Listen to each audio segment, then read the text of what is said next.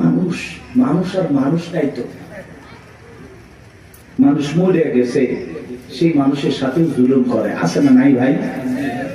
চিন্তা করেন, একটা বার চিন্তা করেন, একটা মিনিট চিন্তা করেন, আপনি মারা গেছেন, কি হবে আপনার? কিভাবে আপনাকে বিদায় দেওয়া হচ্ছে? একটু চিন্তা করে দেখেন, কার জন্য কি করতেছেন, দুনিয়ার মায়া করে কি না করতেছেন, সব ফেলায় যেতে হবে। ওই কবর কিন্তু জায়গা ভালো না, সবাইকে যাওয়া লাগবে, কবর কঠিন জায়গা। যার আমল ভালো, কবর তার সাথে ভালো আচরণ করবে, যার আমল খারাপ, দুনিয়াতে গান বাজাইছো না, বক্স নিয়ে এসে ডিক ডিক আওয়াজ দিয়া কবরে যাও। দুনিয়ার মাটি যেরকম গান বাজার আওয়াজে কাঁপাইছো, এই কবর একদিন পরে কোলে নিয়ে কাঁপাবে, কথা বলে ঢেকে না। কি হবে সেদিন তোমার? কবর কিন্তু জায়গা ভালো না, কবর বড় কঠিন জায়গা, কথা বলেন না কেন? 6 দিন পরে নখ খসে যাবে, 9 দিন পরে চুল, কবর গায়ের সামান নিতে কইর না কেউ ভুল। কবর জায়গা ভালো নয়, কবর জায়গা ভালো নয়, কবর জায়গা ভালো নয়।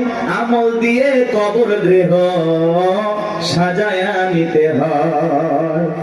17 দিনে পেট ফেটে শেষ পোকার খাদ্য হবে, 7 দিন পরে গোস্তা দেবে না, কঙ্কাল পরে রবে। চিন্তা করেন, ইস, এই সুন্দর দেহ, কত রং বেরঙের সাবান শ্যাম্পু, কত কিছু ব্যবহার করলাম, কত মেডিসিন, কত তেল, কবরে গেলে দেহের গোস্ত গুলো খসে পড়বে, পেটটা ফুলে ফেটে যাবে, পোকাগুলো খিলফিল করে নাক মুখতে ঢুকে যাবে, চুলের সৌন্দর্য শেষ হয়ে যাবে, মাটি হয়ে যাবে সবকিছু। কি নির্মম পরিস্থিতি আমার সামনে, কি কষ্টের দিন আমার সামনে। আর আমি সেই দিনগুলোর ব্যাপারে ব্যাখ্যা দুনিয়া পাইছি, পাগল হয়ে গেছি, কথা বলেন না কেন ভাই? কত মানুষের কবর ভেঙে যায়, লাশটার দুর্গন্ধ, নাকে কাপড় দেওয়া লাগে। চিন্তা করেন আপনার আমার কি হবে, কি হবে? 17 দিনে পেট ফেটে শেষ পোকার খাদ্য হবে, 7 দিন পরে গোস্তা দেবে না, কঙ্কাল পরে রবে। 90 দিন হাড়গুলি সব, 90 দিন হাড়গুলি সব আলাদা হয়ে রয়। কবর জায়গা ভালো নয়, কবর জায়গা ভালো নয়, কবর জায়গা ভালো নয়। আমল দিয়ে কবর গৃহ সাজায়া নিতে হয়। ওই কবরের ভিতরে 3টা প্রশ্ন করা হবে বাজান। 1 নাম্বার প্রশ্ন করা হবে, মার রব্বুকা, তোমার রব কে? জীবনের পরতে পরতে সব জায়গায় রব, রুহের জগৎ থেকে শুরু করে জীবনের সব জায়গায় রব রব রব। আমরা যেন রবকে ভুলে না যাই। ওই কবরের ভিতরে 1 নাম্বার প্রশ্ন করা হবে, মার রব্বুকা, তোমার রবকে? যারা দুনিয়াতে রবের সাথে সম্পর্ক ভালো ছিল, যারা রবের গোলামি করেছে, রবের বিধান মোতাবেক চলেছে, যাদের রবের সাথে সম্পর্কটা গভীর ছিল, তাদেরকে যখন প্রশ্ন করা হবে মার রব্বুকা, আল্লাহর সেই নেককার মুমিন মুত্তাকি বান্দা জবাব দিয়ে বলবে, রব্বি আল্লাহ, রব্বি আল্লাহ, আমার রব আমার আল্লাহ।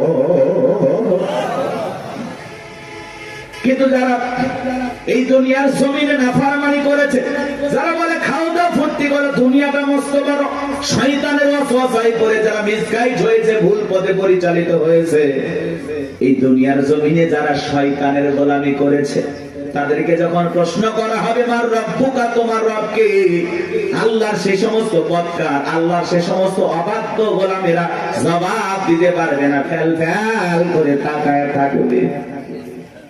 নেককাররা জবাব দেবে, আর বদকার গুনাহগাররা জবাব দিতে পারবে না, ফেল ফেল করে তাকায় থাকবে। ওরা বলবে কি কয়, হ্যাঁ আফসোস, কি কয় আমি তো বুঝি না। মা রব্বুকা জিজ্ঞাসা করবে তোমার রব কে? আরে ভাই, জীবনে কোনোদিন অফিসে গেলেন না, বসকে চিনবেন কি করে? কথা কয়। এই যে দুনিয়াতে যারা আল্লাহর গোলামি করতেছে, কি মনে করেন 5 ওয়াক্ত নামাজ পড়ে লোকটা ঠকে গেছে? না, কোরআন সুন্নাহ দিয়ে জীবন সাজায় লোকটা ঠকে গেছে? না, ঠকে নাই। এই যে আমরা দুনিয়াতে আল্লাহর গোলামি করতেছি, এই গোলামির বেতন হিসাবে আল্লাহ আমাদেরকে দেবেন জান্নাত। সুবহানাল্লাহ। এই গোলামির বেতন হিসাবে আমরা পাবো জান্নাত, আর বোনাস হলো দিদারে ইলাহি, আল্লাহ পাকের সাথে জান্নাতীদের সাক্ষাৎ। সুবহানাল্লাহ। বেতনও আছে, বোনাসও আছে, কিন্তু দুনিয়াতে গোলামি করে কবরে যাওয়া লাগবে। আপনি এক ওয়াক্ত নামাজ পড়েন না, রবের সাথে সম্পর্ক নাই, কেমনে জান্নাতে যাবেন? কথা কয় না ভাই? আপনি তো আল্লাহর অফিসই চেনেন না। আল্লাহর অফিস কোথায় চেনেন? কথা কয় না, কথা কয়। রাগ করতেছেন নাকি? এগুলো বললে অনেকে খারাপ লাগে। এক জায়গায় ওয়াজ করেন, হুজুর মৃত্যুর ওয়াজ এইভাবে করিয়েন না, ভয় লাগে। এরকম লোক কয়, হুজুর আমার প্রচুর মৃত্যুর কথা স্মরণ হয়, আমার এত মৃত্যুর কথা ভয় লাগে, মাঝে মাঝে তো আমি মসজিদে মৃত্যুর ভয়ে ঢুকি না। আমি একটা আবার কেমন কথা কই, হুজুর মসজিদে ঢুকতে যেতে লাশ বহনে খাটিয়া, এইটা দেখে আমার এত ভয় লাগে, এই ভয়ে আমি মসজিদে যাই না। এটার নাম কি মৃত্যুর ভয়? কথা বলে না ভাই? কিছু মানুষ আছে কবর করে, বলে না যে আমি 70টা কবর করছি হুজুর, 80টা কবর করছি। আবার পাশে আর একজন লোক, হুজুর যে কবর খোঁড়ার কথা বলতেছে, ও আবার যা কবর করে, যে মানুষটা মারা যায় তার ছেলে মেয়েকে বলে, এই তোমার বাবাকে কবর খুললাম, 2 প্যাকেট সিগারেট তো দিলে না। ও যদি 80 লক্ষ কবর করে, কবর কি, কবরে কি হতে পারে এই বুঝ কেউ দিলের ভিতরে আসবে ভাই? কথা বলেন, আসবে? আমাদের অবস্থাটা এমন হয়ে গেছে, কিসের আমল করবো হুজুর? দুনিয়া তো মস্ত বড়, রং তামাশায় আসি ব্যস্ত, রঙিন চশমায় দুনিয়ার সব চাকচিক্য সুন্দর লাগতেছে, একটু গান বাজনা, আমোদ প্রমোদ, হই হুল্লা। কথা কেন কেন হাজি মানুষ ওয়াজ করে আসছে, নাতনির বিয়া, বক্স বাজতেছে, কন্ট্রোল করতে পারে না, হাজি পর্যন্ত ডান্স দিয়ে করছে, লঙ্গি ডান্স। হাজি হাজি অফ করে আসছে। কথা বাস্তব না অবাস্তব? মিথ্যা না সত্য? এরকম আছে না বাজান? মানে আবেগের ঠেলায় আমরা গুনাহ করতেছি, গুনাহ নাকি আবেগে হয়ে যাচ্ছে। আল্লাহ এরকম আবেগ থেকে আমাদের হেদায়েত দান করেন। এটা জোরে বলেন আমিন। কষ্ট পাচ্ছেন আপনারা? তাহলে কবরে 1 নাম্বার প্রশ্ন, মার রব্বুকা, তোমার রবকে উত্তর দিতে পারবে তারা, আল্লাহর মুমিন, মুত্তাকি, নেককার বান্দা যারা। উত্তর দিতে পারবে না কারা? আল্লাহর গুনাহগার, বদকার, অবাধ্য গোলাম যারা। কথা বলে ঠিক কি না? তাহলে আমরা নেক আমল করে আল্লাহর প্রিয় গোলাম হয়ে কারা কারা কবরে যেতে চায়, হাত তুলে দেখান। আল্লাহ আমাদের সবাইকে নেক আমল করা তৌফিক দান করুন। চিল্লা বলুন আমিন। আর একটু জোরে বলুন আমিন। ওয়াজ কি শেষ? এবার দেখেন খেলাটা কোন দিকে যায়, এদিকে খেয়াল করেন। কষ্ট পাইছেন? এই যে হেদায়েতের উদ্দেশ্যে 2-4 মিনিট কথা বললাম, এইবার চলেন। আল্লাহ রাব্বুল আলামিন বলেন, ইন্নাল্লাযীনা ক্বালু রাব্বুনা আল্লাহ, নিশ্চয়ই যারা বলে আমাদের রব আল্লাহ। আমাদের রব কে? জোরে করেন না ভাই, একটু চিল্লায়ে বলেন আল্লাহ। এই পৃথিবীর জমিন আল্লাহ যখন কাউকে জিরো থেকে হিরো বানায়, চাওয়ালা থেকে প্রধানমন্ত্রী বানায়, আর মুসলমান জবাই করে। কথা বলে না কেন ভাই? বাংলাদেশে ডক্টর জাকির নায়েক আসবে, ভারতের টেনশন আসবে, আমাদের দেশে আর টেনশন করে ভারতের লোকেরা। কথা বলে না কেন? অনেক উদ্বেগ, তারা বিভ্রান্তিকর বক্তব্য ছড়াচ্ছে যে ডক্টর জাকির নায়েক আসলেই বাংলাদেশে গ্রেফতার করা হবে। কতই সহজ। বাংলাদেশের মানুষকে তো চেনেন না, ধুতি নিয়ে যাইতে পারবেন না। কথা বলে না? বাংলাদেশে ডক্টর জাকির নায়েক আসবে, তাকে প্রায় 1 মাসের এদেশে সফর করার অনুমতি দেওয়া হয়েছে। বিভিন্ন জায়গায় তিনি বিভিন্ন প্রোগ্রামে অংশগ্রহণ করবেন ইনশাআল্লাহ। একজন দিনের দায়ী, সারা দেশে সারা পৃথিবীতে যার পরিচয় পরিচিতি আছে। ভারতের তার বক্তব্যের শুনে অসংখ্য মানুষ কালেমা পড়ে মুসলমান হয়েছেন। সেই মানুষটা যদি এই দেশে আসে, আমাদের কোনো সমস্যা আছে ভাই? আমরা মুসলিম হিসাবে খুশি, তাকে ধন্যবাদ জানাই। ডক্টর জাকির নায়েককে আমরা সাদরে গ্রহণ করব, লাল গালিচার সংবর্ধনা দেব। কথা বলা ঠিক না? আর এই দেশে যদি কোনো কারণে কোনো ষড়যন্ত্র বা বিতর্কের কারণে যদি ডক্টর জাকির নায়েক বাংলাদেশে না আসতে পারে, তাহলে বুঝে নেবেন বর্তমান সরকারে যারা আছে এদের ভিতরে ভারতের দালাল আছে। উনি আসবেন, সমস্যা কি? মুসলিম একটা দেশে একজন দাঁড়িয়ে আসতে পারবেন। ডক্টর জাকির নায়েকের অসংখ্য লেকচার আপনারা শুনেছেন, আলোচনা শুনেছেন। ভালো লাগে না? ভালো লাগে না? চমৎকার কথা বলেন। ভারত সরকার তার টিভি চ্যানেল বন্ধ করে দিয়েছেন, তাকেও দেশ থেকে বিতাড়িত করেছেন। এখন তিনি বিভিন্ন দেশ সফর করেন, বিভিন্ন দেশে থাকেন। আলহামদুলিল্লাহ, আমাদের দেশও আসবেন তারই ধারাবাহিকতায় আলহামদুলিল্লাহ আমরা গ্রহণ করবো। উনি আসবেন, ঘুরিয়ে ফিরে চলে যাবেন, সমস্যাটা কোথায়? এতে ভারতের মাথা ব্যথা দরকার আছে? আছে? আমাদের দেশে আমরা ডক্টর জাকির নাইককে নিয়ে আসবো নাকি খানায় খাবার ইমামকে নিয়ে আসবো, সেটা ভারতের কাছ থেকে শোনা লাগবে। ভারতের কথা আমরা চলি, এজন্য আমরা বলেছি আমরা বারবার রক্ত দিয়ে দেশকে স্বাধীন করেছি। আমরা না হতে চাই ভারতের গোলাম, না হতে চাই আমেরিকার গোলাম, আমরা সবাই আল্লাহর গোলাম। এটা আমাদের জীবনের সবচেয়ে বড় পরিচয়। আমরা কার গোলাম? আল্লাহর গোলাম। আমরা দুনিয়াতে কারো গোলামি করার জন্য জন্ম হই নাই, আমরা গোলামি করবো একজন, আর তিনি আমাদের রব, তিনি আমাদের সব। কথা বলে ঠিক না? ডক্টর জাকির নাইক আসতেছে খুব দ্রুত, 28 নভেম্বরের মধ্যেই বাংলাদেশে আসবেন ইনশাআল্লাহ। তার সফরকে আল্লাহ কবুল করেন। একটু জোরে বলেন আমিন। এটা নিয়ে ভারতের মাথা ব্যথা, অনেক টেনশন, মিডিয়াতে অনেক আলোচনা, তুমুল আলোচনা, সমালোচনা চলতেছে, বিতর্ক চলতেছে। সব বিতর্কের অবসান ঘটবে উনি যখন বাংলাদেশ বিমানবন্দরে পৌঁছাবে। আশা করি উনি আসবে ইনশাআল্লাহ। আমার ভাইরা দিল দিয়ে কথাগুলো বোঝার চেষ্টা করবেন। ইন্নাল্লাযীনা ক্বালু রাব্বুনাল্লাহ, নিশ্চয়ই যারা বলে আমাদের রব আল্লাহ। গভীর মনোযোগ দিয়ে কথাগুলো শুনবেন বাজান।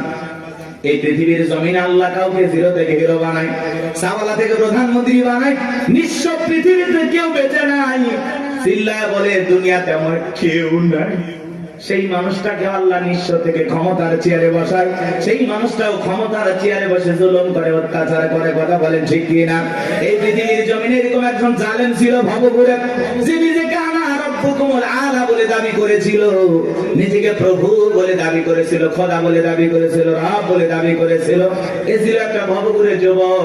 ভবঘুরে যুবক মানে বোঝেন না? যারা ইয়াবা, ফেনসিডিল, গাঁজা, মদ খায়, গাছক ধাক্কা মারে। ভাইজান সাইদ দেন আছে না? নাই। বাড়িতে যা বলে বউ দরজা খোল, কথাকে বোঝেন নাই? বউ যখন দরজা খুলে দিয়েছে, ভাই মা এত দেরি করলি কেন? বউ তখন দিকে বলে কি ব্যাপার, আমার মা কইলি কেন? আজকে একটু বেশি মাল খাচ্ছি, তুই মা না বউ বুঝতে পারতেছি না। এরকম মাতাল আছে না নাই? কিছু কিছু ছেলে পেলে আছে সন্ধ্যা হলে ঘরে দরজা বন্ধ করে জিকির করে, ইজ্ঞাবা ইজ্ঞাবা ইজ্ঞাবা। মা বাবা চিন্তা করে, বাবা এটা কিসের ট্যাবলেট, জটসতি গলা ব্যথা, কই কিচ্ছু বোঝার দরকার নাই, টাকা দে নইলে তোর মাথা ফাটাবো। এরকম ইয়াবা খোর আছে না নাই?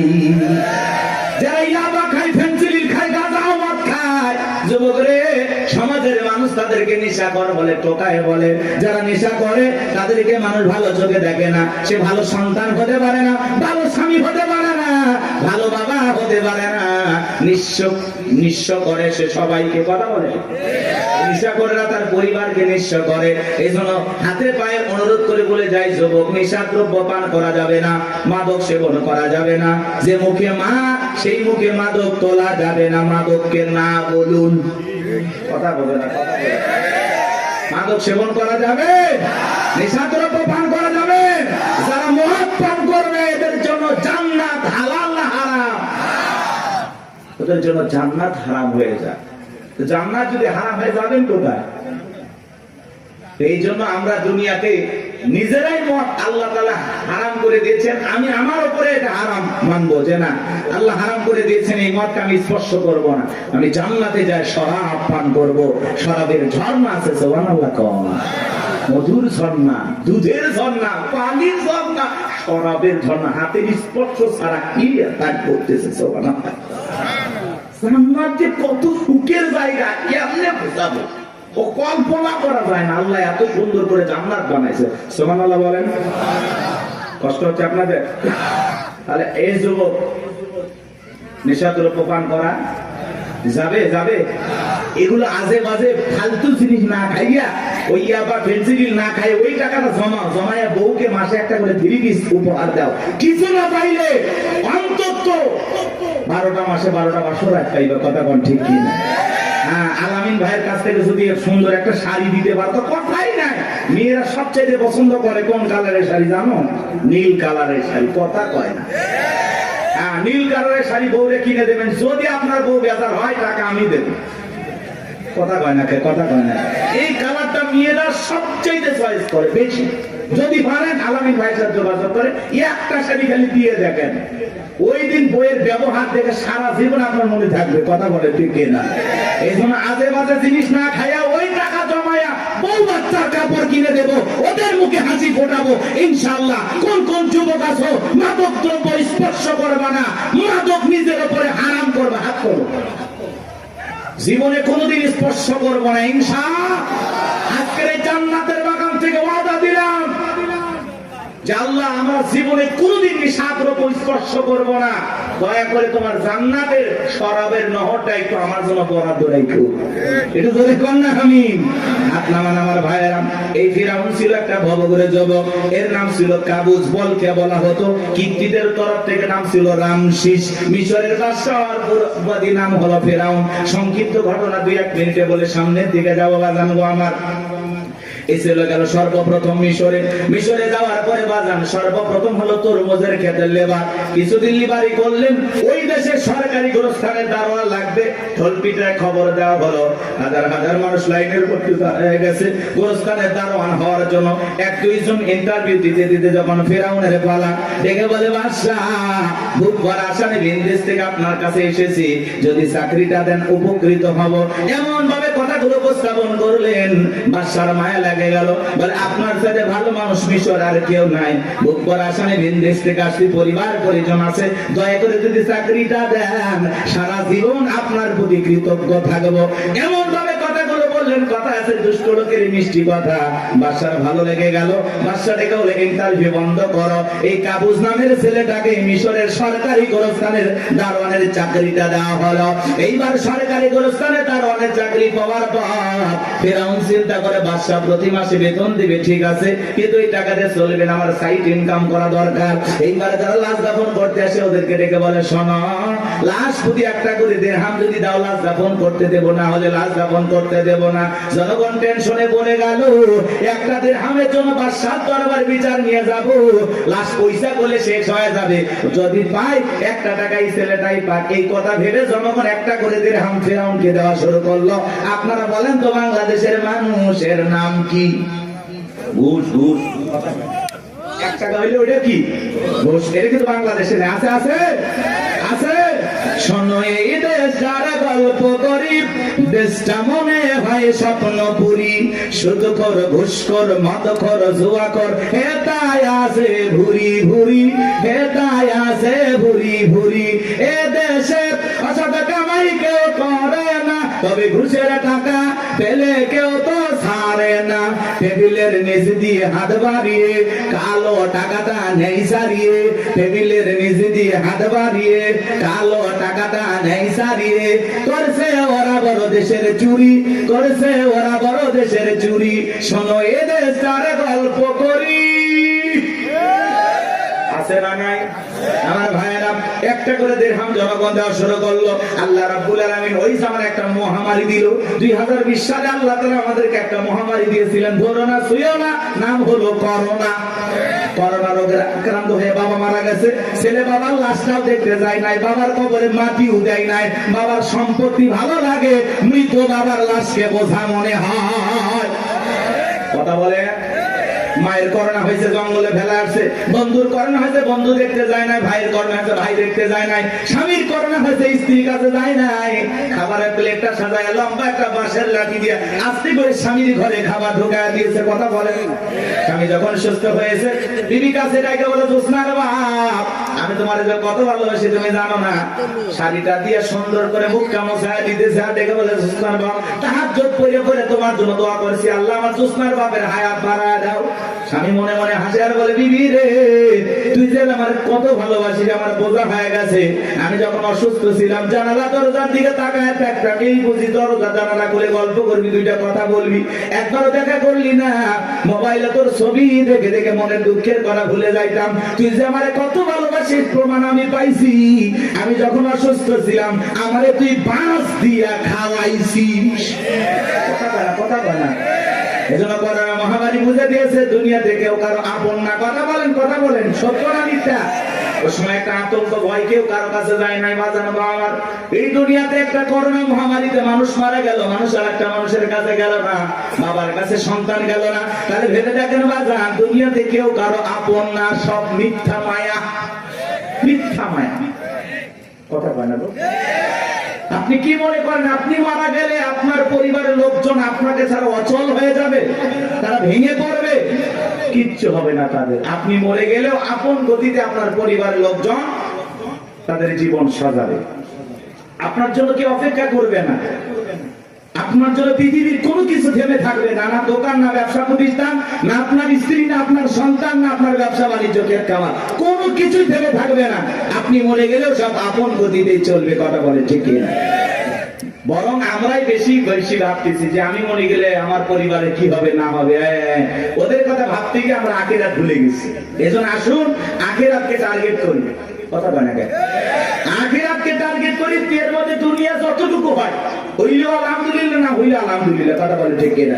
কিন্তু বেশি দুনিয়াকে টার্গেট করলে আখিরাত আমাদের কাছ থেকে দূরে সরে যাবে। এজন্য আমরা দুনিয়া টার্গেট করবো না, আখিরাত। আমাদের কার প্রয়োজন বেশি? আল্লাহকে প্রয়োজন দরকার না? তাহলে আখিরাতকে টার্গেট করতে হবে। এই পৃথিবীতে আল্লাহ হলো আমাদের সবচেয়ে আপন। স্ত্রী বলেন, সন্তান বলেন, সবাই স্বার্থ স্বার্থ স্বার্থ ছাড়া কেউ আপনাকে চেনে না। পুরুষ হলো টাকা কামানোর মেশিন। পুরুষের টাকা আছে, পুরুষের পাশে সবাই আছে। পুরুষের টাকা নেই, পকেট ফাঁকা, রাস্তার ভিক্ষুকও আপনার সাথে দেখা করবে না। কথা বলে ঠিক না? টাকা আছে, পুরুষের সম্মান আছে। টাকা আছে, পুরুষকে সবাই চেনে। কথাকে বোঝেন নাই? ওই যে গান শুনছেন না, গান শুনছেন, ওইদিকে যাবো না, রাগ করছেন। আপনারা তো রাগ করতেছেন। অস্তি করবো না দোয়া করবো বলেন? আচ্ছা বলেন তো, পুরুষ হলো প্রয়োজন মিটানোর মেশিন। টাকার প্রয়োজন, সম্পদের প্রয়োজন, কথা কয় না কেন? এই প্রয়োজন মিটানোর জন্য আল্লাহ আমাদের দুনিয়ায় পাঠাইছে। কথা কি বুঝতে পারতেছেন বাজান? মন খারাপ করবেন না। যে কথা বলতে চাচ্ছিলাম বাজান, দিল দিয়ে কথাগুলো বোঝার চেষ্টা করবেন, গভীর মনোযোগ দেবেন, সামনে গেলে মজা পাবেন। এই যুবক, তোমরা নিরাশ হয়ে না, তোমরা যুবক, আমিও যুবক, তোমাদের মনের দুঃখটা কি বুঝি। একটু অপেক্ষা করো, তোমাদের জন্য স্পেশাল কিছু আলোচনা মাথার মেমোরিতে সেভ করা আছে, সময় মতো ডাউনলোড দিয়ে শোনায় দেব। মা বোন যারা বসে আছেন, মা একেবারে নিরাশ হবেন না। মা মহিলা প্যাডেল মা বোনদের জায়গা হচ্ছে না, আমি শুনেছি। আর পাগলিদের জায়গা একটু বেশি লাগে। ওদের ঘরেও যেরকম দখল করতে চায়, বাহিরে গেলে দখল করতেছে। কথা বল না কেন? এই যে মা বোনদের জন্য কিছু ওয়াজ করা দরকার আছে না নাই? কিছু বাঁকা পথে মা বোন চলে, বাঁকা পথে চলা মা বোনদেরকে ওয়াজের মাধ্যমে আজকে একটু সোজা করা হবে। একটু সময় দেন, সামনে যায়। আমার ভাইয়েরা চলেন, সামনের দিকে যায় বাগান। ওই ডায়রিয়া কলেরা মহামারীতে হাজার হাজার মানুষ মারা গেল। আর ফিরাউনের পকেটে টাকা ঢুকলো, টাকা পাইতে পাইতে এত টাকার মালিক হয়ে গেল বাজান। টাকা রাখার কারোর কোনো জায়গায় নাই। এবার বাদশার দরবার একদিন চলে আসছে, বাদশা আমার কাছে কিছু টাকা পয়সা আছে, এলাকায় যারা গরিব মানুষ খাজনা দিতে পারে না, দুঃখী মানুষ খাইতে পারে না, আমি তাদের একটু জনসেবামূলক কাজ করতে চাই। বাদশাটাকে বলে, বাবা তো ভালো উদ্যোগ, তোমার মতো ছেলে ঘরে ঘরে জন্ম নেওয়া দরকার। এইবার জনগণের সে সমস্ত টাকাগুলো নিয়ে আসা গরিব মানুষের মাঝে বিতরণ করলেন, খাজনা পরিশোধ করে দিলেন। বলেন তো টাঙ্গাইলের মুসলমান বুঝে থাকলে বলেন তো টাকাগুলো ছিল কার? নেতা যে মাইক ধরে বলতেছে 5 লাখ দেব, ওই টাকা পাবে কোথা থেকে? আসমানের ফেরেশতারা প্যাকেট পাঠাবে নাকি? ভালো করে বুঝবেন কোন টাকা কোন জায়গায় যায়। আমাদের গাইবান্ধার আঞ্চলিক ভাষা একটা কথা বলে, মাছের তেল দিয়ে মাছ ভাজা। কথা কি বুঝতে পারতেছেন? জনগণের টাকা জনগণের মাঝে বিতরণ করে ফাও ফাও বাহাবা পাইলু। জনগণ থেকে বলে, আরে রাজ্যের বাদশা যদি এই ব্যক্তি না হয়া গোরস্থানের ছেলেটা হইতো, না জানি আমাদের কপাল খুলে যেত। নির্বাচনের আগে একটু জনসেবামূলক কাজ করা দরকার আছে না নাই? আমার এলাকার এক নেতা কাঁচা রাস্তা, মানে মাটির রাস্তা বোঝেন তো বাজান, ইট পাড়তেছে, 2 গাড়ি ইট পাড়তেছে। মানুষজন বলে, বাবা ইট পাড়তেছে, তুমি তো এখনো নেতা হয় নাই, কারণটা কি? ছেলেটা বলতেছে, আপাতত ইট পেড়ে দিলাম, আর ভবিষ্যতে আমার মার্কায় যদি সিলভারে এলাকার নেতা বানায় দিতে পারে, আমার 1 নাম্বার টার্গেট এই কাঁচা রাস্তা পাকা করা। এই রাস্তাতে আপনাদের ছেলে স্কুলে যাইতে পারে না, আপনারা হাটে বাজারে যাইতে পারেন না, মাঝে মাঝে আপনাদের কথা মনে হলে রাতে ঘুম আসে না। কি অভিনয়! নেতা হতে গেলে অভিনয় জানার দরকার আছে তো না? কথা কয় না। যারাই নেতা এরাই কিন্তু পুরোটা কি অভিনেতা। অভিনয় না জানলে নেতা হওয়া যায় না বাজান। ভালো করে বোঝার চেষ্টা করবেন। জনগণ বিশ্বাস করে যদি নেতার মার্কায় সিল মারে, নেতাকে নির্বাচিত করে, নেতা তো এলাকায় থাকে না, ঢাকা শহরে বান্ধবী নিয়ে ঘুমায়। কথা বলেন ঠিক কি না? মার্কা থাকে যে কয়দিন নেতার আনা গোনা সে কয়দিন। আমরাও জনগণ কম খারাপ না, 1.5 টাকার বিরিয়ার 3 টাকার চা খায় কি স্লোগান, বল্টু ভাইয়ের চরিত্র ফুলের মতো পবিত্র, নামাজ পড়া কক্ষ গাঁজা খায় 5 ওয়াক্ত কমসুরিতে বাঁকা ভক্ত, শয়তানের 1 নাম্বার ভক্ত, হুজুরের জন্য খুবই শক্ত, চুষা খাই গরিবের রক্ত। পোস্টার লেখা যে গরিবের বন্ধু, ভোট দিয়ে দেখেন গরিবের কয় নাম্বার শত্রু, কথা বলেন। রাস্তার একটা ভিক্ষুক মহিলার দিকে 500 টাকা দিয়ে বলে, আপনার চেহারার মাঝে আমি আমার মাকে খুঁজে পাই। আম গাছে নেতার ছবি ঝুলানো থাকে, নির্বাচিত হওয়ার পরে এলাকায় থাকে না। জাম গাছে বিদ্যুতের ঘুড়িতে নেতার বিশাল বিশাল ছবি, আর লেখা আছে আমি অমুক নেতা, জেরাগালি বদনা, পবিত্র ঈদ উল আজহার শুভেচ্ছা, পবিত্র ঈদ উল ফিতরের শুভেচ্ছা, খালি ব্যানার দিয়ে শুভেচ্ছা জানায়, জীবনে কোনোদিন আর কাছে আসে না। এই নেতা ওই ব্যানার লক্ষ লক্ষ টাকা দিয়ে না বানাইয়া, ওই ব্যানারের টাকা দিয়ে যদি গরিব দুঃখী মানুষের মাঝে বিতরণ করো, তোমার ব্যানার লাগবে না গো, ব্যানার লাগবে না। জনগণ তোমার মার্কায় জায়গা মতো সিল মেরে দেবে, কথা কোন ঠিক কি না? কিন্তু ওই যে মার্কা থাকে যে কয়দিন নেতার আনা গোনা সে কয়দিন, অলিতে গুলিতে নেতাকে পাওয়া যায়, মানুষ মরলে জানা যায় হাজির, জুমার নামাজের সামনে হাজির, আসরের নামাজ পড়ে 2 বার, কথা কয় না। এক নেতা মানুষকে সালাম দিতে দিতে হোসারায় ফেলছে, রাস্তার খেজুর গাছ পায় 1 লাইনে সালাম দিয়ে যাচ্ছে, কর্মী চাচা ভেতরে কয় নেতা এটা মানুষ না খেজুর গাছ। নেতা বলতেছে আমি মনে করছি এটাও ভোটার। কথাকে বুঝতে পারতেছেন বাজান? এই জন্য আপনাকে আমাদের পরিবর্তন হওয়া লাগবে বাজান। বারবার ওদের কথায় ভোলা যাবে না, ভোলা যাবে না। আমাদেরকে ভালো লাগবে। মনে রাখবেন বাজান, দেশের জনগণ 1 নাম্বার, নেতা 1 নাম্বার হবে। আপনি যদি পরিবর্তন করতে চান, অবশ্যই সমাজটাকে পরিবর্তন করতে পারবেন। এই জন্য আগে নিজের ভালো হওয়া লাগবে। আপনি যেমন দেশের নেতাও কিন্তু ওইরকম হবে। 2 নাম্বার আপনি, নেতা হবে 4 নাম্বার। কথা কি বুঝছেন? আপনি সিটার, নেতা হবে বিশ্ব সিটার। করলে কি ভয় পাচ্ছেন নাকি? আমি কোন দলে দালালি করতেছি? আমরা আগে ঠিক হবে।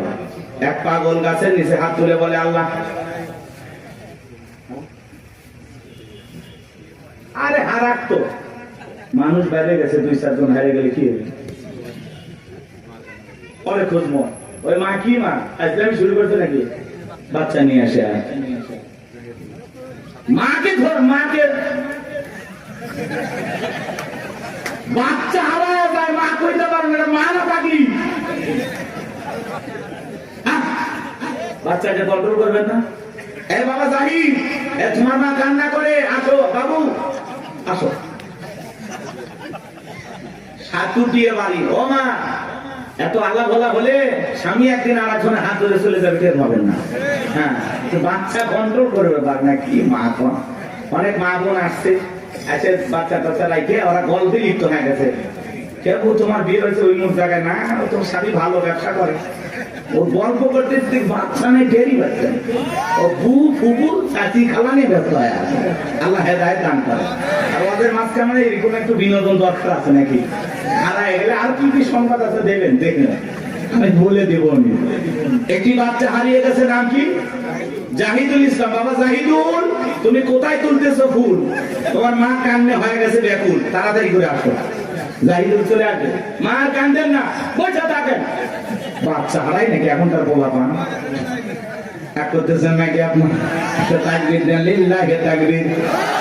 একটা গোল গাছের তেঁতুল গাছ, কোনটা? তেঁতুল গাছের নিচে হাত তুলে বলে আল্লাহ, তেঁতুল গাছে রাজশাহীর ফজলিয়ামদে, রংপুরের হাড়িভাঙ্গাতে, সাফাই নবাবগঞ্জের কাঠিমন্দে, নওগাঁসা পাহাড়ের আমরুপালিতে। আল্লাহ বলে পাগলের চোখটা খুলে দেখ, কোন গাছের নিচে দোয়া ধরেছিস? তেঁতুল গাছের নিচে দাঁড়ায়া। কিয়ামত পর্যন্ত আমসালে জামাত পাওয়া যাবে না। নির্বাচনের আগে 500 টাকা, 1000 টাকার বিনিময়ে, 200 টাকার বিনিময়ে নিজের পবিত্র আমানত ভোট বিক্রি করে দেশে উমরের মতো নেতা চাইলে পাওয়া যাবে না। এই জন্য আগে আপনাকে ঠিক হওয়া লাগবে। আপনি যখন বলেন আল্লাহ আমার নেতাদেরকে উমরের মতো আদর্শবান নেতা বানাও, আল্লাহ তখন হাসে আর বলে উমরের দেশে থাকার মতো জনগণ কি হতে পেরেছিস? আগে নিজে ঠিক হ। আমার সাকাওয়াত ভাই ওয়াজ করলো, নামাজও পড়ে সুদও খায়। আপনি যখন সুদ খায় মুনাজাত করেন রব্বানা আতিনা ফিদ দুনিয়া, আল্লাহ বলে তোর মতো সুদখোর হারাম করে দোয়া কবুল হবে না। সুদ খায় ঘুষ খায় হাত তুলে আল্লাহ মাফ করে দিন। ভালো ভাইয়া, আপনি জানেন না সুদ খাওয়া হারাম, ঘুষ খাওয়া হারাম, খাইতেছেন মজা লাগে, টাকায় টাকা বাড়ে, কারেন্ট সুদ, ওরে বদমাইশ। আল্লাহ হেদায়েত দান করে। জোরে বলেন না আমিন। কষ্ট হচ্ছে নাকি আপনাদের? আমার ভাইরা ভিডিও কথাগুলো বুঝে যান।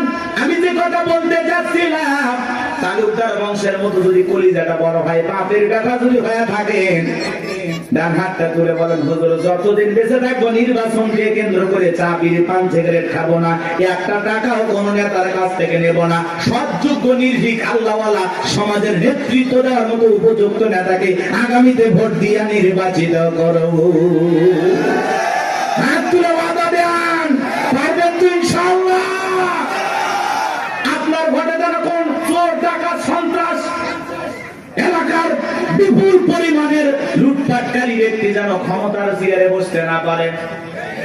আঙ্গুলের সাপটা দেওয়ার আগে চিন্তা করা লাগবে, আমার ভোটে কোনো মোসারু গাজারু মাদারু সুদারু আপনার ভোটে নির্বাচিত হয়ে যেন ধর্ষণ না করতে পারে, দেশের টাকা বিদেশে পাচার না করতে পারে।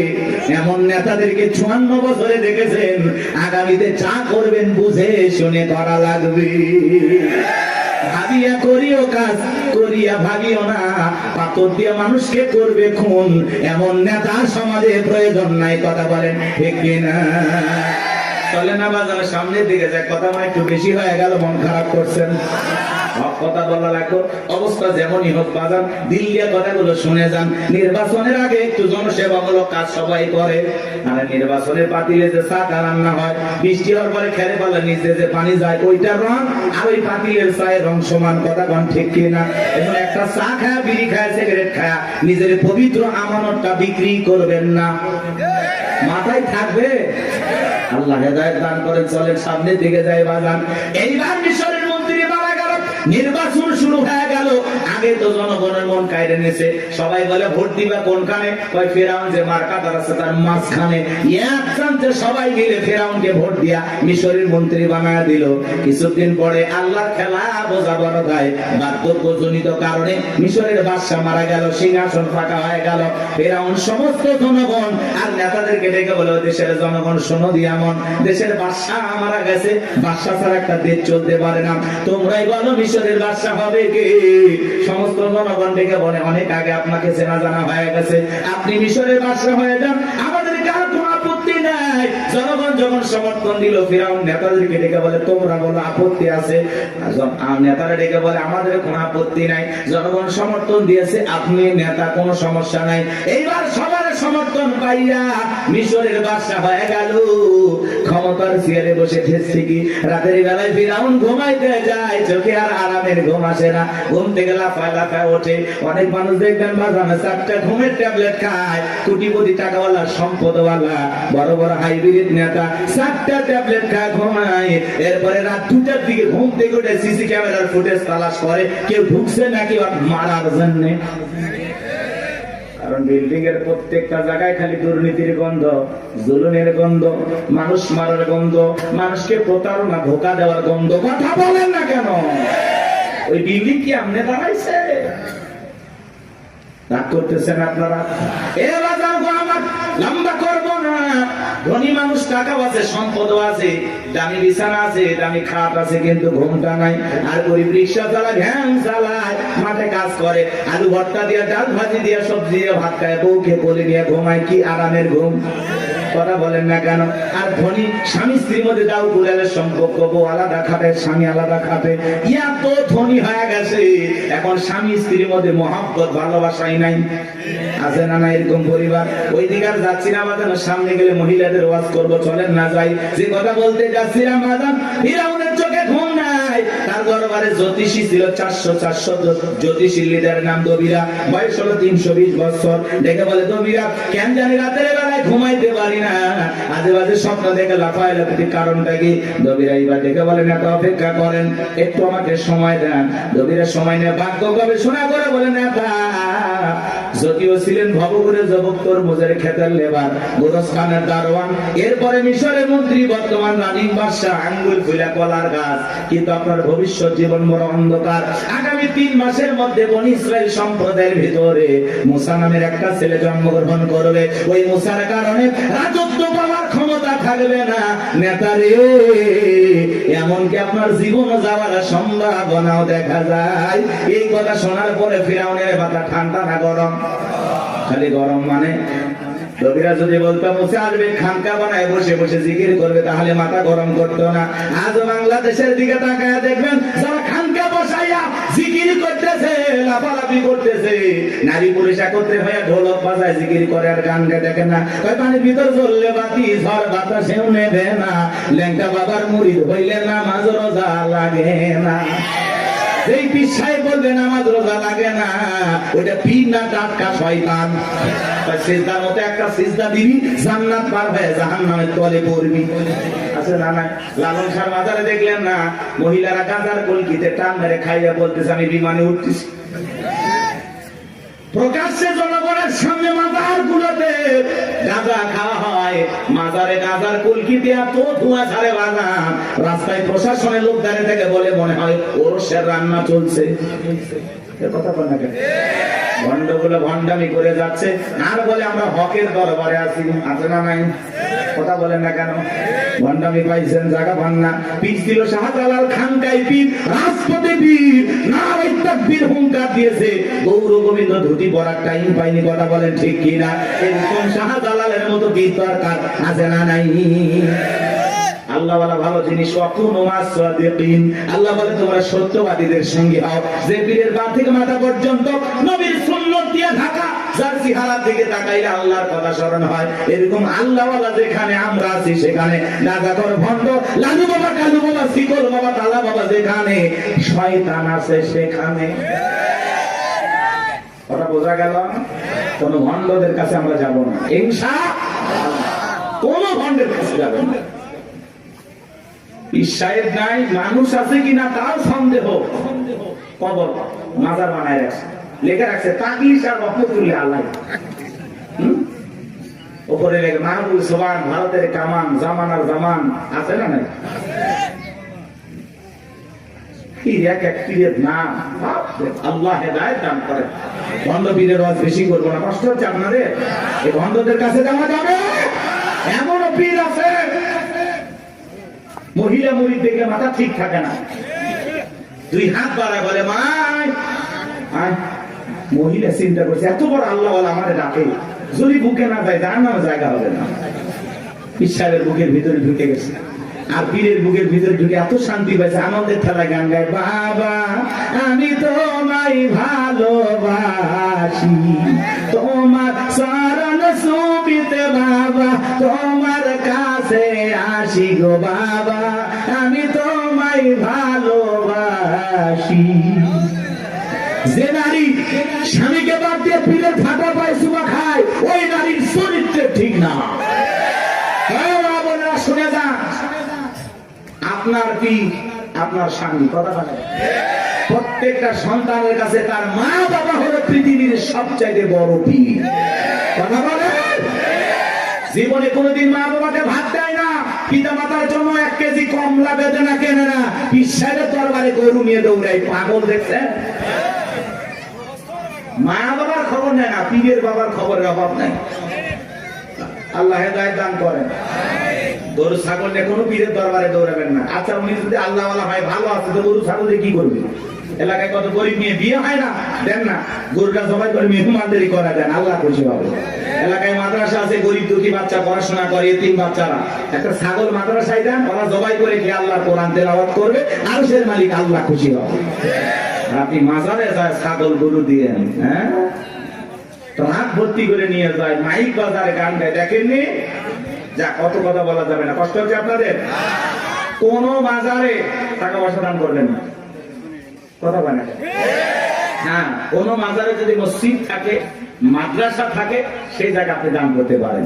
শুধু মাজার এমন জায়গায় 1 টাকা দেবেন না।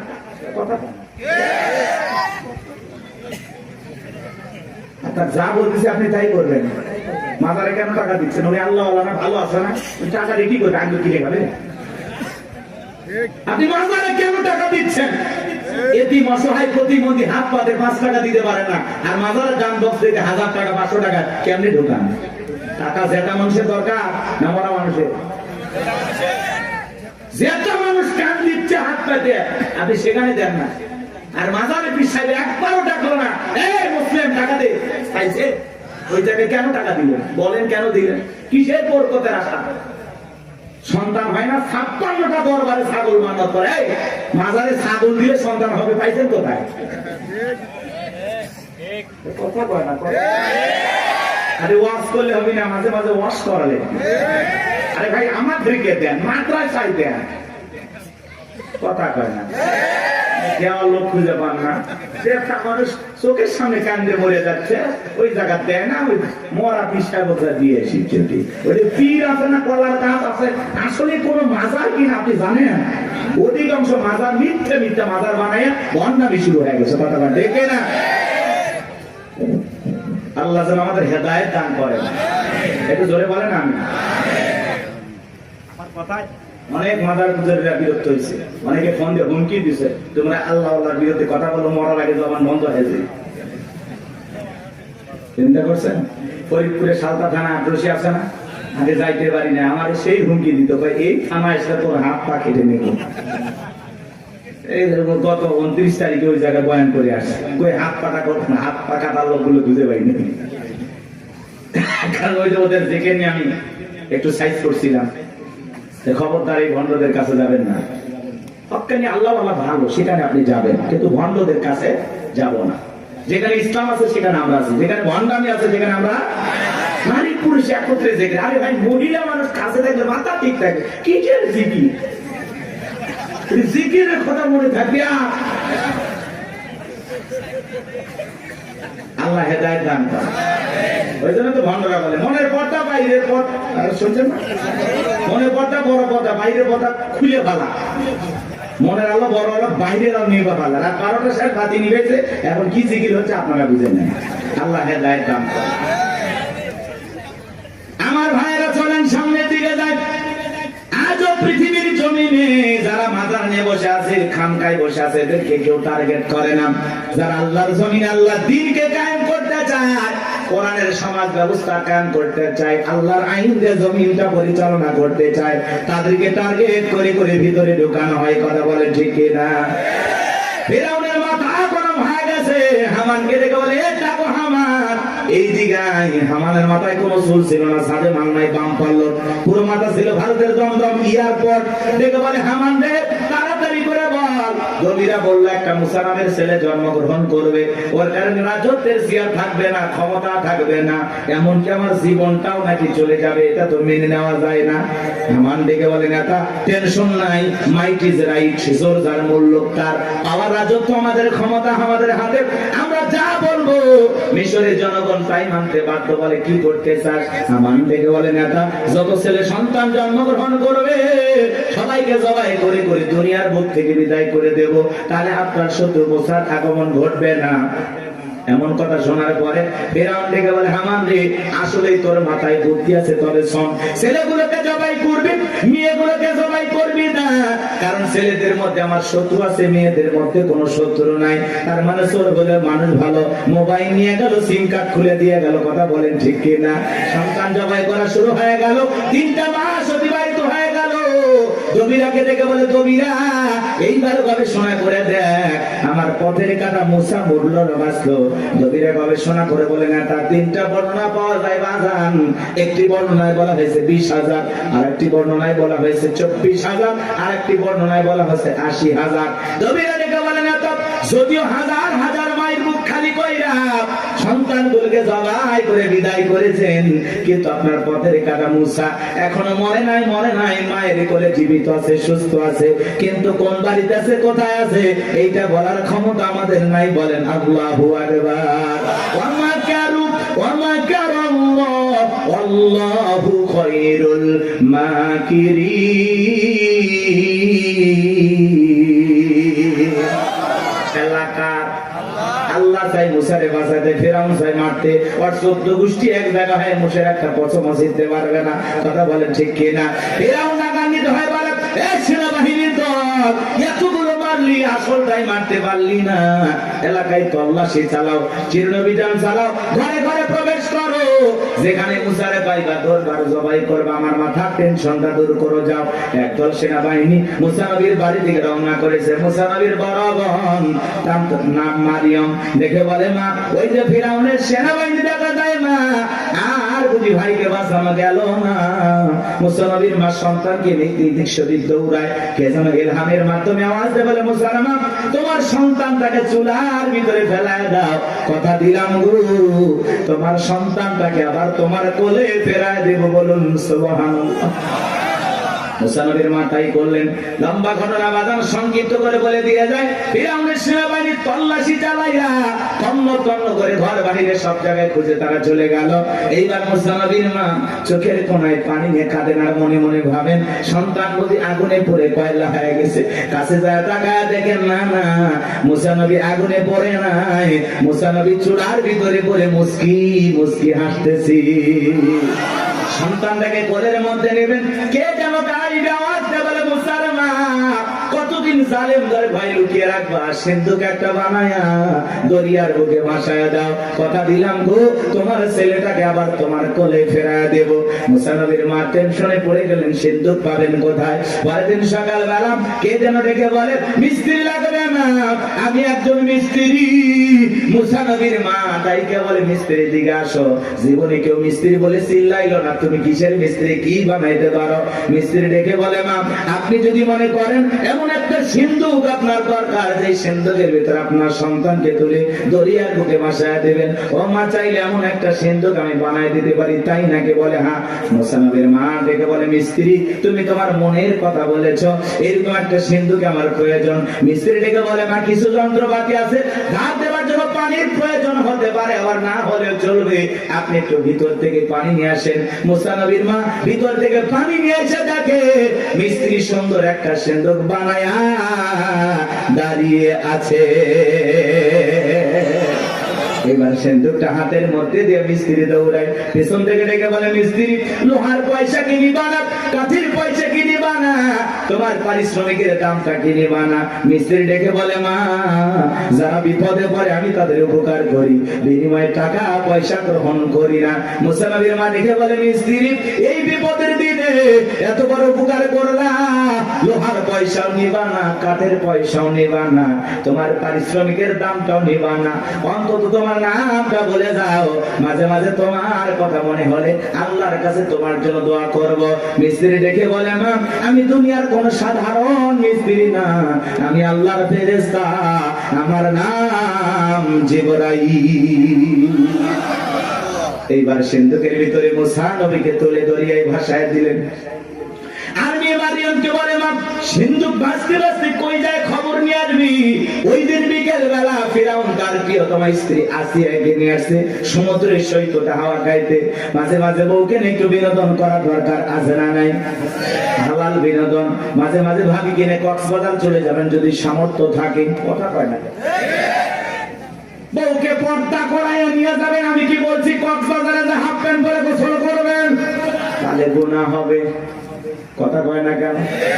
কিছু পোলাপান আছে বউ সুন্দরী, মাথা কাজ করে না, কক্সবাজার নিয়ে যায় ঘোড়ার উপরে তুলে সেলফি তোলে, সুন্দর করে সমুদ্রের পানিতে গোসল করতেছে, সেলফি তোলে। বিকেল বেলা আইডিতে পোস্ট করে বলে, প্রিয় তোমার সাথে কক্সবাজারের প্রথম দিন কিছু ছবি তুলেছি দোস্ত তোমাদের দেখার জন্য, ভাবিকে বৃষ্টি ভিজা শরীরে কেমন লাগতেছে একটু লাইক কমেন্টসে জানাও।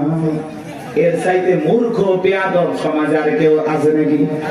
যে নিজের বইয়ের ছবি ফেসবুক আইডিতে ছাড়ে, এর রুচিতে সমস্যা, কথা বলেন? এই বউ হলো পার্সোনাল জিনিস, একান্তই আমার, এটা পাবলিসিটি করার জিনিসটা, কথা বলে না? এমনিতে নিয়ে মানুষকে জ্বালায় আছি আমরা,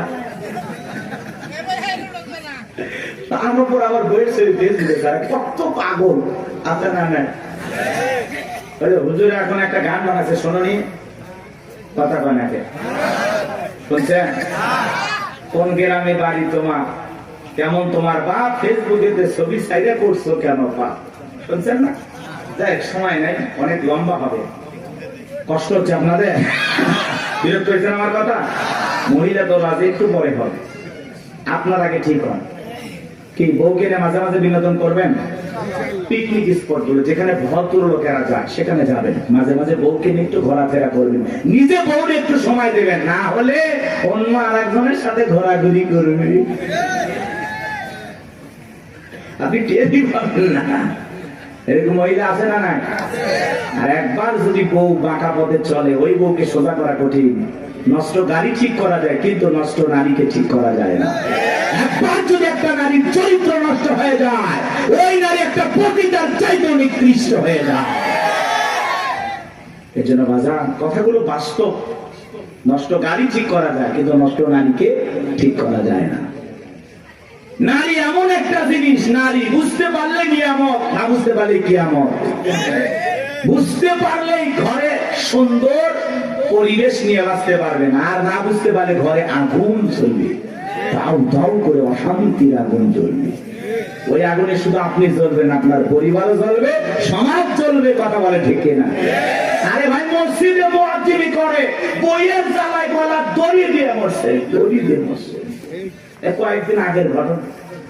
হুজুর, মানুষ আমরা মারবেও পারি না, শাসনও করে পারি, কি দিয়ে মারবেন? আল্লাহ এমন একটা সিস্টেম দিয়েছে মারা, মেসওয়াক পরিমাণে 1 বিঘা, কথা বলে না। আচ্ছা, এটা তো মারা যায় 8 ইঞ্চি দিয়ে, কথা বলে না। এটা পান্টি হলো, অনেকে পাই হুজুর প্লাস দিয়ে মারো, মানে প্লাস দিয়ে ওই পান্টি ধরবি না, হাত দিয়ে ধরালে। আর কার বউ যদি মমতাজের মতো মোটা হয়, আর ওই পান্টি যদি পিঠে মার যায়, বউ কবি আমার কাতুকুতু লেগেছে, কথা পান্টি। ইসলাম এমন একটা সুন্দর সিস্টেম আল্লাহ তাআলা আমাদেরকে দিয়েছেন। ইসলাম এত সুন্দর একটি ধর্ম, আসলে বউ মারার পক্ষে আল্লাহ নাই, কথা বলে না। আল্লাহ বলতেছে বউ ভালোবাসার জিনিস, মারবে।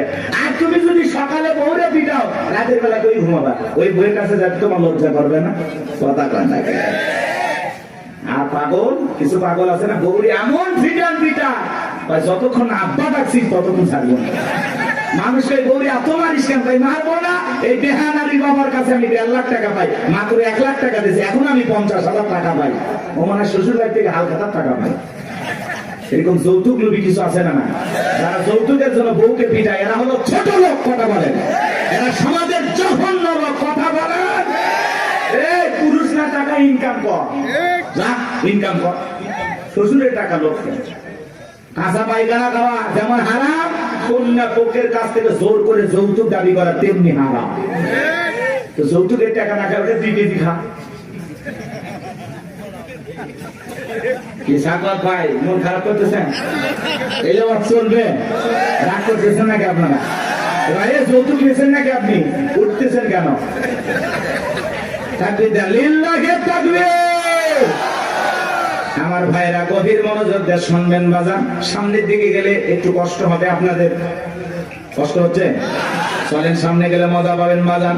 এইবার ফিরাউনের ঘাটে সিন্ধুক চলে আসলো, সেনাবাহিনী সিন্ধুকটা ধরে নেতার কাছে নিয়ে গেছে। ফিরাউন ডেকে বলে, সিন্ধুকটা খোলো তো দেখি। সিন্ধুকটা যখন খোলা হলো, সবাই তাকায়া দেখে সিন্ধুকের ভিতরে মনে হয় পূর্ণিমার চাঁদ উদয় হয়েছে। আসিয়ার চক্ষু শীতল হয়ে গেল। ফিরাউন দেখে বলে, তরবারি আন, জবাই কর। এইটাই মুসা। আসিয়া বলে, থামো, খালি মারাই শিখছো, এতগুলো মারলা তাও কি শান্তি পাইলা না? ও স্বামী, এই ছেলেটাকে মারার আগে আমার একটা প্রশ্নের উত্তর দাও। এই যে সিন্ধুকটা দেখা যায়, এমন কাঠ কি তোমার দেশে পাওয়া যাবে? ফিরাউন কাঠটা নাই গেছে, বলে, বিবি রে, এই সিন্ধুকের যেমন কাঠ, এমন কাঠ আমি কেন আমার বাপ দাদা 14 পুরুষও কেউ দেখে নাই। আসিয়া বলে, স্বামী, এটা ভিন দেশি কারো সন্তান, বাঁচতে বাঁচতে আমার দেশে আসছে, এই ছেলেটাকে আমি মারতে দেব না। এই ছেলেটাকে আমাদের পালক পুত্র হিসাবে লালন পালন করতে চাই। জোরে কোন মারহাবা। কথায় আছে, যেখানে বাঘের ভয় সেখানে রাত হয়। যারে খুঁজতেছে মারার জন্য, আল্লাহ তারই দায়িত্ব দিল লালন পালন করার জন্য। জোরে বলেন মারহাবা। আসিয়া যখন বলেছে, ছেলেটাকে আমি পালবো, একে আমাদের পালক পুত্র বানাবো। অনেক কঠিন স্বামী, কিন্তু মাঝে মাঝে বইয়ের আপত্তির কাছে দুর্বল হয়ে যায়। বলে ঠিক আছে মাইনা নিলাম। আসে বলে শুধু মারলেই হবে না, ঢোল পিটায় খবর দাও ফিরাউনের ছেলে সন্তানকে দুধ পান করাবে, মাসে মাসে তাকে বেতন দেওয়া হবে। বলে ঠিক আছে, ঢোল পিটানো হলো। হাজার হাজার নারীরা আসছে, মুসা নবীকে কোলে নেয়, স্তন খুলে মুখ লাগায় দেয়। আল্লাহ নবী মুসা আলাইহিস সালাম কোন মহিলার স্তনে দুধ পান করে না, বলে কোন মারহাবা। সমস্ত নারীরা ব্যর্থ হয়ে চলে গেল। ওই যে মুসা নবীর বোন নাম তার মারিয়াম, ঈসা নবীর মায়ের নাম মারিয়াম, আর মুসা নবীর বড় বোনের নামও ছিল মারিয়াম। এইবার মারিয়াম দেখে বলে, ও রানী আসিয়া, এমন একটা ধাত্রীর খবর আমার কাছে আছে, আমার বিশ্বাস এই সন্তানটা দুধ পান করবে, তাই নাকি? বলে